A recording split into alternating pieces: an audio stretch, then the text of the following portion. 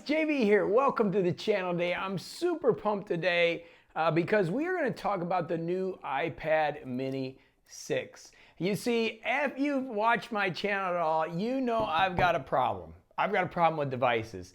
I use the reMarkable 2 daily for my daily notes. I use the paper for work notes. I have other devices for reading books. This is the Kobo Forma. I have other devices because I love tech. This is the Onyx Books new e-ink color device. I have like books over here. I have super notes over here. Yes, I have a problem. But if I wanted to tell you what I use day in and day out, and I get so many questions about that, it typically is the reMarkable 2 for notes, and like I said, the paper device, and then I'll read on my e-ink device, and then comes the iPad, right? And the thing that really bothers me about the iPad Pro is I don't want to put a screen protector on it to give me a feel, and I can't stand the writing on glass feel. I do love the quick notes. I'm going to talk about that in a minute that just happened. So what is going on? Well, people are looking for a device that can do a lot of things. I always say that if you're just looking for a note taker, an easy device to grab and take notes with you, reMarkable 2 or the paper devices are great devices. If you want multiple functionality, then we get into the books devices. But here's the deal. When we look at the quality of the color on this, besides the color of this could be a game changer, especially with a screen protector. So today's video, I have not even opened this. I haven't even touched one. I don't even know what it's like. I'm going to take a look at it. And because I am in the Apple world with my phone, my watch, my iPad Pro, and also my MacBook, this may become my daily note taker. I have a screen protector coming for it, which we'll do this week. And as you know, I've been doing a ton of videos. I got a lot of videos coming.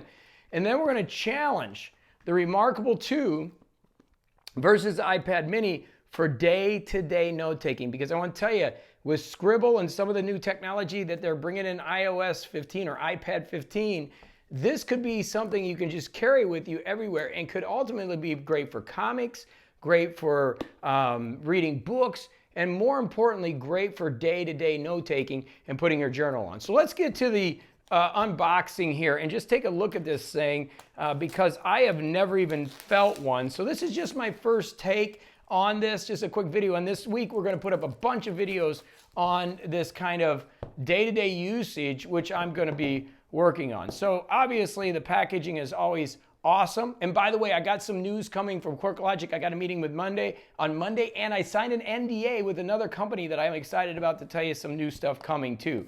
But could this be a daily driver for me? I bought this, by the way, too. So this is a purchase. I went with the 64 gigabyte because I'm not particularly using it for media. I'm planning on using it now for like keeping a ton of photos and stuff, but really using it for a note taker and a productivity device. So let's take it out and take a look at this. They didn't have Mini in stock, so I ended up getting the purple one. And that's okay. That looks pretty good. I like the feel of it. Okay, so if I take the pencil, and it uses the new pencil too, look at that. Carries around, can carry it, throw it in your bag. Maybe it's too small, but look at the difference between the reMarkable 2. But it's definitely, I think the form factor fits me for e-reader. There's the Kobo Forma, which is by far my favorite e-reader, right? By far. Look at how it's almost the size of a book. I mean, that's pretty cool. Now, there is some rolling issues, I guess, with it. We're going to check that out as we get into it. But right now, I like it. Okay, so you got some documentation. And this is another thing that's very attractive is you have USB-C, which is really, really important. So the next step is I'm just going to fire it up. We'll come right back, take a look at some initial things. And then, like I said, this week we'll really get into it. But I got to tell you, just out of the box, form factor, I mean, sitting on a sofa, I want to see the resolution of the screen because it's 60, not 120 hertz, and I want to see the difference. But man, just carrying that around to class, I can just see you. And imagine you have your music on here, you have some photos, you can do the camera app where now you can take a picture and it can take the text off. Again, I'll do a video on all that. The note-taking capabilities with Notability, or even the notes and the quick notes, this thing I think can really do some damage in some of us that are utilizing this. I think it's for a specific purpose, for a specific person. Pilots absolutely love this because it's a small form factor you can take with it.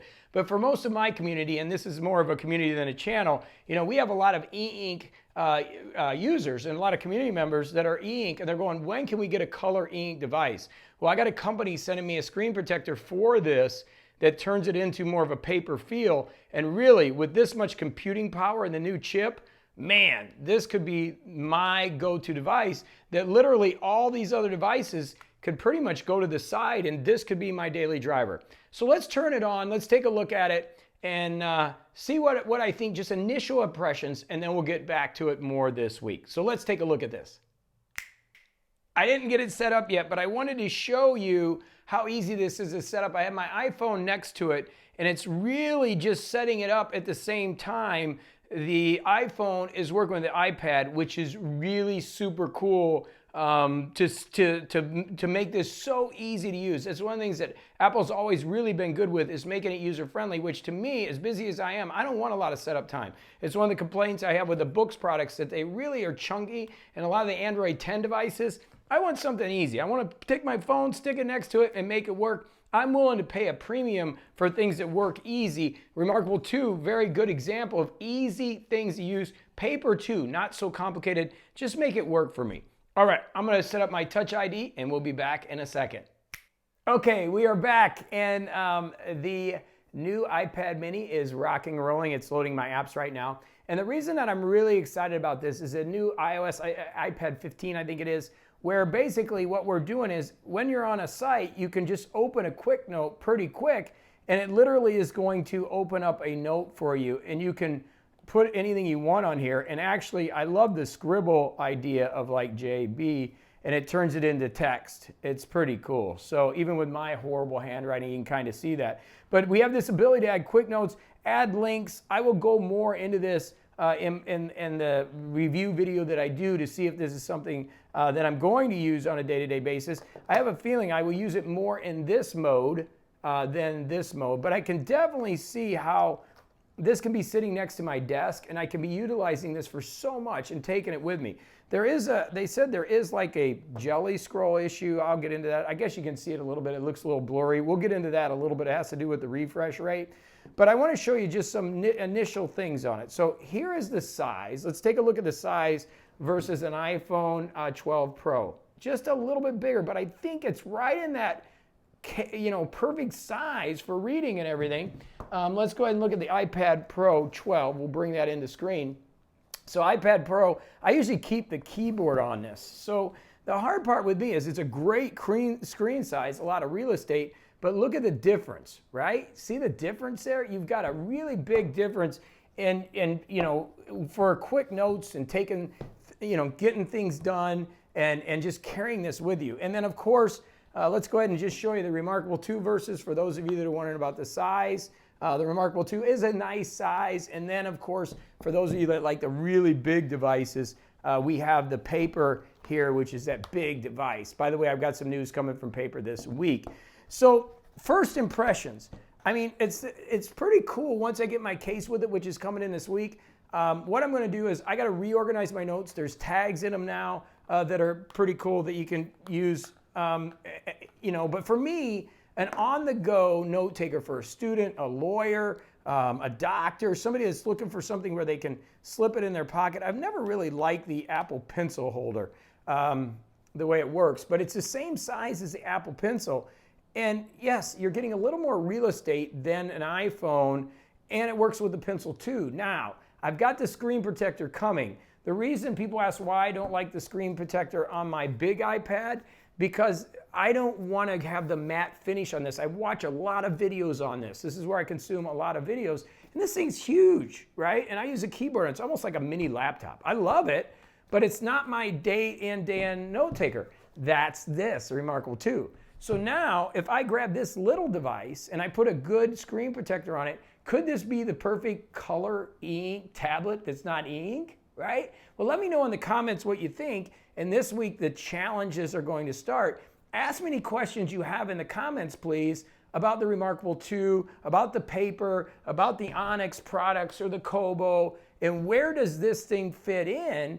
And again, I'm going to work this next couple days getting my notes set up. I got to organize them, put tags in there, and see if this thing is going to be my daily driver. I got to tell you, just holding it right now, it's getting pretty warm. It's warm, and I haven't charged it. Right here by the Apple, it's really hot. But we'll see, and probably because it's loading all the apps. But a pretty cool little device that maybe just fits in my life. Maybe not for everybody, but for me, I'm gonna test it. And again, I will never use it like this because I can't stand writing on glass. But once I get that screen protector in this week and I organize it, delete some of these apps that I'm not using, this might be a nice little device to carry around and have with me and become my daily note taker or productivity tool. A little small on the eye, I'll be honest.